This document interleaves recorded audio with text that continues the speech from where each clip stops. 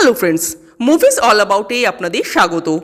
সৃজিত মুখার্জি পরিচালিত মৃণাল সেনের জীবনী নির্ভর মুভি পদাতিকের ট্রেলার ড্রপ করা হয়েছে। এক কথায় বললে এই ট্রেলারটা দুর্দান্ত লাগলো। ট্রেলার কিভাবে কাটতে হয় সেটা বোধহয় সকলের সৃজিত মুখার্জির থেকেই শেখা উচিত। একটা ছোট্ট ট্রেলারে মৃণাল সেনের পুরো জীবনটাই ধরা পড়ল। একদিকে পরিচালক সত্যজিৎ রায়ের পুরস্কৃত হওয়া, অন্যদিকে পরিচালক হিসেবে মৃণাল সেনের ব্যর্থতা। একদিকে তার এটা মনে হওয়া যে সিনেমা বানানোও তার কম্য নয়, তার জন্য মেডিকেল রিপ্রেজেন্টেটিভের কাজটাই ঠিক আছে।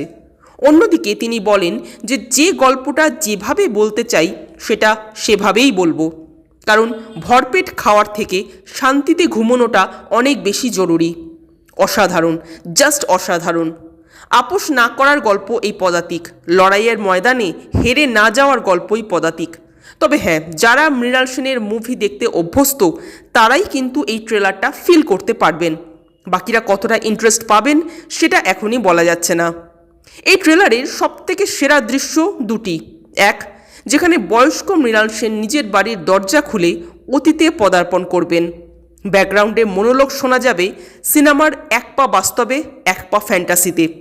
আর দুই, মৃণাল সেনের সাথে রবীন্দ্রনাথের দেখা হওয়ার দিনটা, অর্থাৎ রবীন্দ্রনাথের শেষ যাত্রা।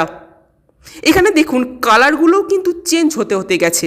একেবারে অল্প বয়সের মৃণাল সেনকে যখন দেখানো হবে তখন ব্ল্যাক অ্যান্ড হোয়াইট, মধ্যবয়স্ক মৃণাল সেনকে যখন দেখানো হবে তখন একটা গ্রে কালার চলে এসছে, আবার শেষ বয়সের মৃণাল সেনকে যখন দেখানো হবে তখন পুরোপুরি কালারফুল।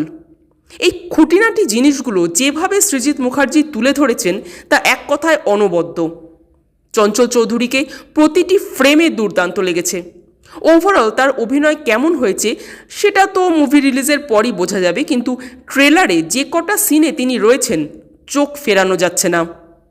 সব মিলিয়ে ট্রেলারটা অসাধারণ হয়েছে, মানে এত ভালো লাগবে আশা করিনি। আপনাদের কেমন লেগেছে কমেন্ট করে জানাবেন, আর আমাদের ভিডিও ভালো লেগে থাকলে প্লিজ লাইক, শেয়ার, সাবস্ক্রাইব করতে ভুলবেন না। Thank you.